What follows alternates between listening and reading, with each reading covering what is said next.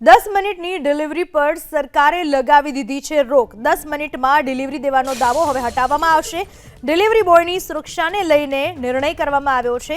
Gig workers આ બાબતે અગાઉ પણ ઘણી વખત રજૂઆત કરી ચૂક્યા છે। ડિલિવરી સમયસીમા દૂર કરવાનો હવે નિર્ણય કરી દેવામાં આવ્યો છે। ડિલિવરી બોયની સુરક્ષાને લઈને આ મોટો નિર્ણય, ડિલિવરીની સમયસીમા હટાવવાનો હવે નિર્ણય લેવામાં આવ્યો છે।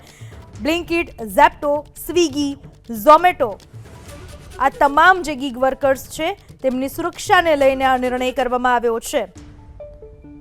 મનસુખ માંડવિયાએ આ બાબતને લઈને કંપનીઓ સાથે ચર્ચા કરી। દરેક કંપનીઓએ પણ સરકારના નિયમનું પાલન કરવાનો ભરોસો અપાવ્યો છે।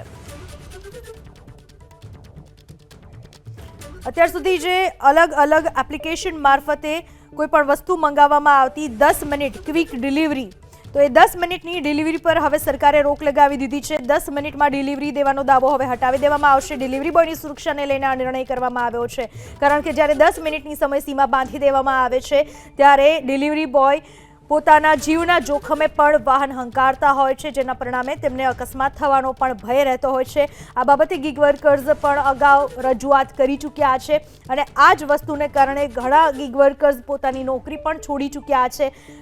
પરંતુ હવે આ પ્રકારે ઘટના ન બને તે માટે સરકારે મોટો નિર્ણય લીધો છે।